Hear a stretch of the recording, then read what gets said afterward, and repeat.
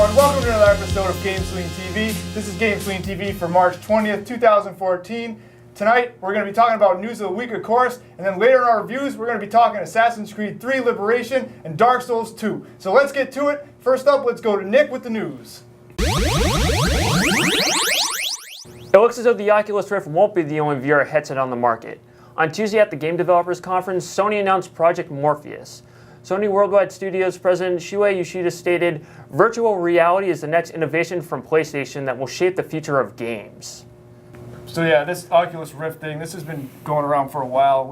Did we talk about this before in last season? John Carmack got hired away from ID, and he's working at Oculus now. But I don't know. So this Sony thing, it looks like they've been doing it completely in secret. So this is pretty big, I'd say. Yeah, the future of games. Yeah, I got something to say about the future of games. One time I was at a Kmart, I was about 10, and they had a Virtual Boy there, okay? I played that thing for about 10 minutes, and then I was throwing up all friggin' weekend. I couldn't move, I was puking everywhere. It sucked. I hate it. And now Virtual Boy was But yes, underrated. kind of exciting. It had some good headsets. games. So, What about Toro Boxer?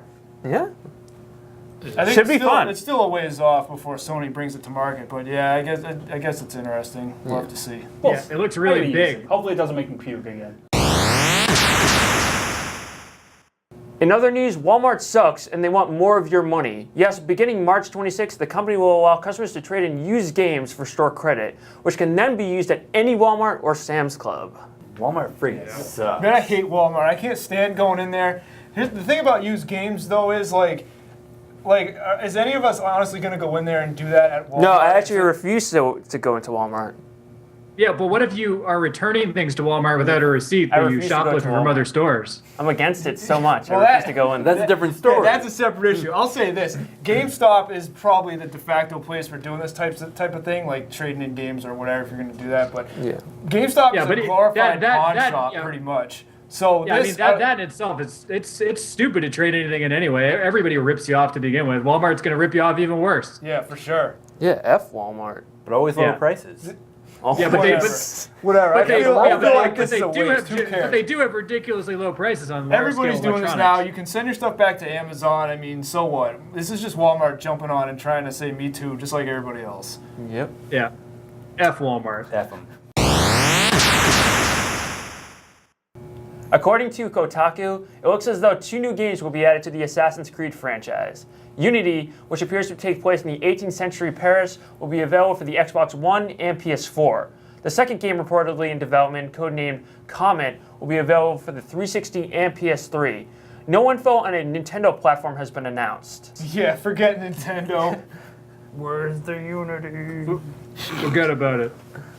But so yeah, this looks cool. I mean, God, like, yeah. who didn't expect this? Like, this is Ubisoft's biggest franchise. This looks cool. What is it? 18th I'm sick. century I'm Paris? sick. I'll tell you what. I'm sick and tired of Assassin's Creed. Yeah, and how many of them I have you gotta played? The first one. I played the first one. 3. I did the Tired first of one. them. The first one I thought was a lot of fun. I didn't get like hooked into it, so. Yeah, I don't know. Like, I feel like at this point, because I haven't really followed through with the other ones, I feel like I don't know if I can just jump into these games now. I mean, Black Flag looked cool from what I've seen, and this one could be cool. I mean, are they backing away from the ship combat again? I feel like that was a big selling point. Anyone? No, I mean, Yeah, it's, I we don't know. We don't know haven't any. played, I haven't played Black Flag yet either, so that. I wish that's they the would. thing. I wish they would mix up the locations a little bit too, because I feel like colonial New England, and then you're in a pirate level, but it's still in that time period, and now you're in the same time period, but in France. It gets a little samey. I was really hoping for like one of these games to be set in like feudal Japan or something, because that's what everyone's been asking about since the first game. Oh yeah, I remember hearing that rumor. Yep. I mean, it's an assassin game. It could be a ninja, and it makes sense, but You mean Tenchu? Yeah, Tenchu and. Yeah, that's what I'm talking about. They gotta stop Yeah. making Assassin's Creed and make another Tenchu. Do they? I mean, the past couple Tenchus weren't that great. Yeah. Not to get derailed Yeah. from Assassin's Creed. Steve, let me put it to you this way. I don't care. all right. Tom doesn't Well, care. yeah, there you go. Big surprise. They're making more Assassin's Creed Yeah, games. not so surprised. there you It go. looks cool. I'll check it out when it comes out. All right, here we go. Now it's time for our reviews this week.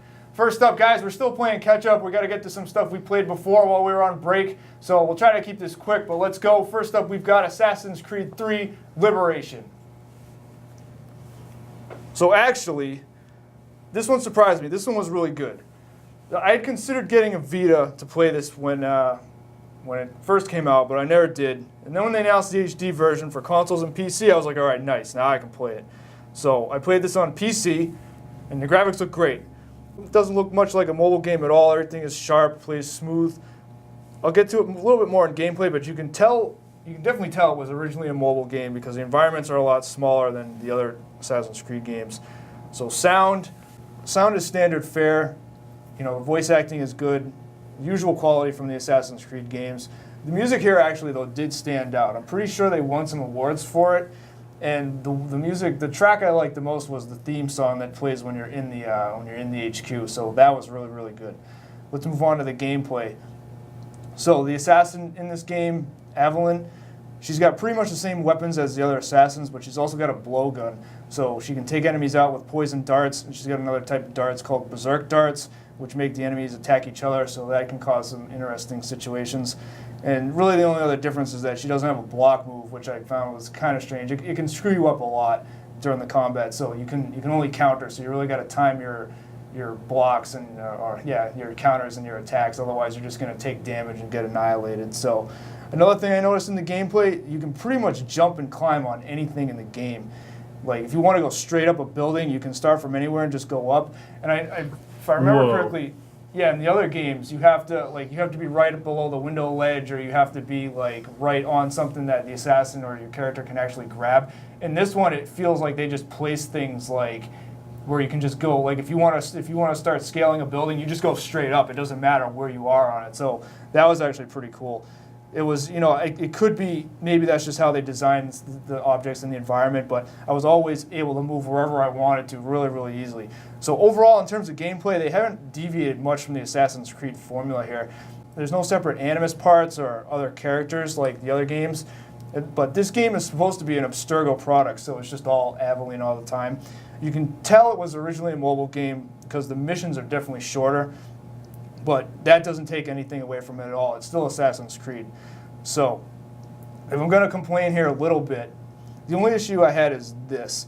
I feel Aveline's character could have been fleshed out a little bit more. So you can go and read the database entries, but it just felt like something was missing with her character background. So I don't know, it was just kind of weird. Like you'd go from mission to mission, and it just felt like stuff was missing. So yeah, here this is a good point too. So this is in this game. There's a mission where you actually meet Connor from Assassin's Creed 3, and I thought it was really cool they worked this in here. It's only one mission, so it's not that long. But if you played Assassin's Creed 3, you know who he is, and you get to team up with him and go through a side mission here. So that was really cool. In terms of story, the story was really good. It's typical Assassin's Creed fare with a betrayal from one of the characters at the end. There's the usual amount of side stuff to do. There's a trading mini game like some of the other games have, but it's just more to earn money, and it's not really. It's not anything substantial. It's just you move your ships around and you buy goods and stuff. And compared to the trading system in Assassin's Creed 3, it's like a dumbed down version of it. So not too much there, but it was still done pretty well. So I want to say overall, this one was great. And again, like I said, you can tell it was designed as a mobile game because the scale is a little bit smaller. But I actually liked that because it meant that I wasn't spending 20 or 30 hours just to get through the entire story of the game. So let's put up the score here and see what we got. Must play. If you're a fan of Assassin's Creed, definitely check this one out. This is one of the better ones. I wasn't really sure this one would be any good, but actually this one was awesome. So must play. Definitely play this one if you like Assassin's Creed. And there you go, guys. That's Assassin's Creed 3 Liberation. Next up in our reviews tonight, Jeff is going to talk about Dark Souls 2. Dark Souls 2. Dark Souls. It's the best game ever, and everyone should go play it. No, but seriously, if you're a fan of the first game or a fan of Demon Souls, there's really nothing to complain about. If you're new to the series, you don't really have to play the first two games to really get into this one because they're all only loosely connected with references to the different worlds that they're in, but they're all their own standalone games. Started off, we'll talk about graphics. Compared to obviously with the new systems, PS4 and Xbox One coming out, this game doesn't touch what those games are putting out right now. But as far as the current or last gen systems, the game looks great. Obviously not the highest poly count compared to like something like Last of Us or again the next gen games, but it has a really good art style, lots of big open worlds, a lot of variety in everywhere you go to, from like deep dark caves, undead crypts, to then you're in a big bright mountainous region with dragons flying over there. What's that, Tom?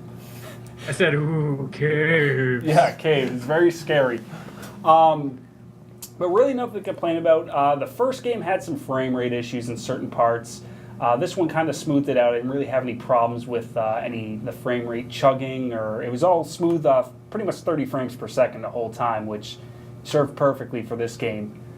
30? Come on. I want to see 60. 60, you need 120 nowadays. Yeah, I want 120. Yeah, That's a Xander shit knows what I'm talking 3D. about. I want one. Yeah, I want gotta this get game with the times. chugging maximum gigabytes. Yeah, well, there's some gigabytes chugged in this. Maybe not enough for your taste, but last gen chugging. I might as well put the game in a microwave. Just to be clear, Tom's computer is from 7 years ago and can't play a game at all except maybe Tetris. I was a playing. boss. I was playing Diablo 2 Yeah. a month ago, so Yeah, I bet. whatever. On somebody else's machine. Well, that sounds It's- about right based on what we're seeing here. How many boss battles are in here? there are about 30, maybe a little over 30 boss battles. Not all of them required. There's a bunch of optional bosses, and they will all pretty much, for the most part, kick the crap out of you at least in the first fight. I'll address that in a second. I just want to talk about the sound real quick too. Again, this is, if you're new to the gameplay to this game, the sound is awesome. It has a good atmospheric sound. The orchestra soundtrack doesn't really. It's more of a background. Some of the boss battles, the music picks up a little bit, but it's more about the ambiance that the sound effects create when you're going through the different areas. Let's just jump over to gameplay. I mean, this is really where this game gets the gold. Flourishes. Yes, it flourishes. It's awesome. Wow, I mean, if you that sounds great. If you like action RPGs, I mean, there's a lot here. There's a variety of different builds that you can make your character, and you can go from everything from a pure mage to a fighting, a mage, rogue hybrid, or in my personal experience, I did something with a strength build where I was using giant two-handed swords, but also using the clerical type powers, the faith powers in the game. So I was throwing lots of godly lightning and smashing things with a giant club, and it's really satisfying. The combat has a real weighty feel to it, where each swing counts. But at the same time, if you miss a swing, you're toast. You're going to get killed fast, and that's one thing I got to stress about this game. It's one of my favorite games ever. The first one was, and this one's easily jumping up in the charts for me. But if you're not prepared for this difficulty, this game will chew you up and spit you out easily. I mean, you start the game, you go into the tutorial, 5 minutes later, you'll run into enemies that you're just not prepared for, and they will annihilate you. So you got to be prepared for that. You got to take it slow, pay attention, and learn to block and dodge. And once you get that down, it's a really satisfying game. Just finding new loot to equip your character, upgrading your equipment, upgrading your character with different powers. It's great. I know nothing about this series. Is there co-op to this? There is. Okay. That's another. That's what it looks like here. They do have an online functionality, and if you see here, the co-op is you can't just.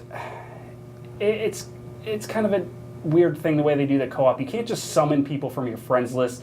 When you're in human form, which is you're an undead character in this game, and you use these items to turn you human, you'll get these glowing, little glowing marks on the ground, and you can summon players to assist you with bosses. You can also summon players to duel with, and players can just invade your game anytime to kill you. So you may be running to a boss battle, and I'm not making this up. I was running to a certain boss battle area. I was looking for something, and all of a sudden it tells you, your controller rumbles and the name pops up. Chad Thundercox has invaded your game. And Sorry, but yeah, sorry I invaded your game. yeah, thank you, Chad Thundercox.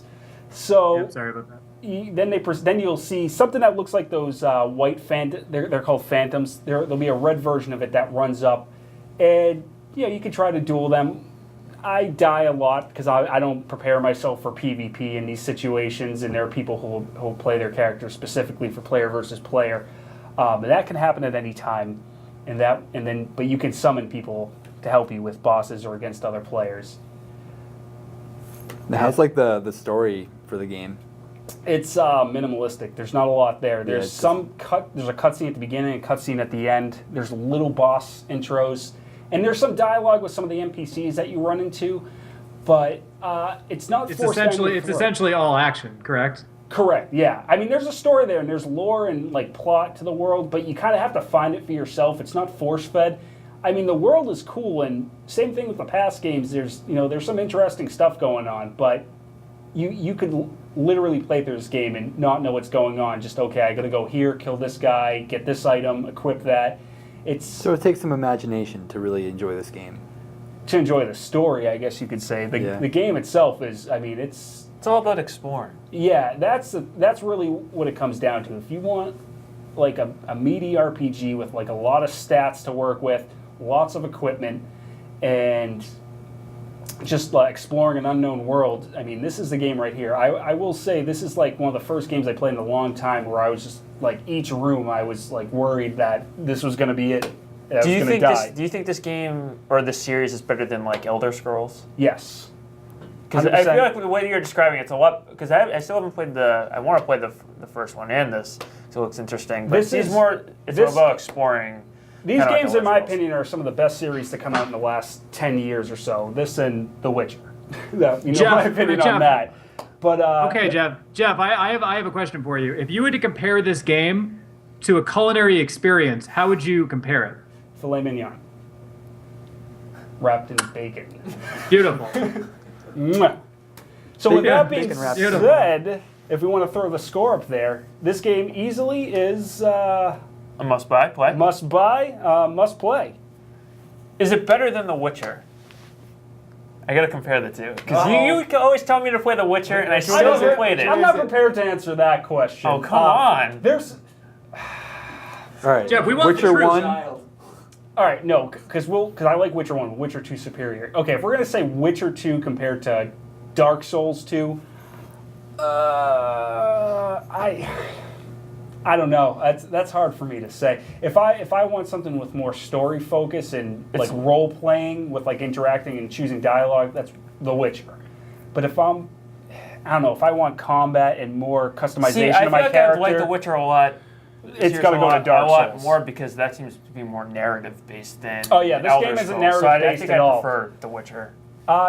Yeah, I mean, if you're looking for a more narrative approach to your games, yeah, The Witcher's, where you'd want to go. But this is, if you want a game where you can build up a character the way you want and play a game with extremely difficult combat, but that's rewarding once you finish something. I mean, this is it right there. I mean, would you tell me it took you like 60 to 70 hours? Gameplay was about, going through a regular new game, about 60 to 70 hours. That's not including new game plus, because it just keeps going. You keep restarting it over and over again. It just gets harder and harder.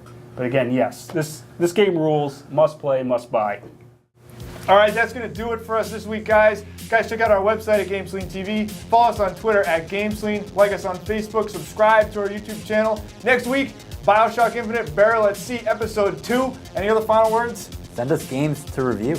Yeah, that and watch Talking Nonsense when it comes back, obviously. Yeah, we're waiting on your art guy. He's taking his time. He's an artist. Well, that's it. Well, looks like this episode's over. Guys, thanks for joining us. Keep playing. We'll see you next time on GameSlean.